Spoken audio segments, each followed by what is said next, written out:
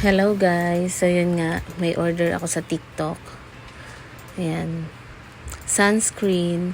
So itong sunscreen na to guys, kaya ako umorder dahil pinag-try ako ng kapatid ko nito. So napakaganda niya sa muka. Ayan. Yung bang wala kang makeup pero pag nag-apply ka nito, yung parang nagpipinkish yung mukha mo.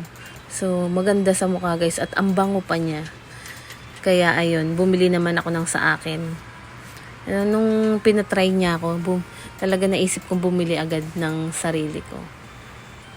Ayan. So kung gusto nyo rin ito guys, so click nyo lang yung yellow basket dyan.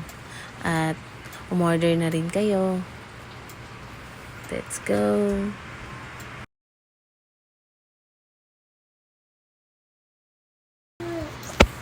Ayan.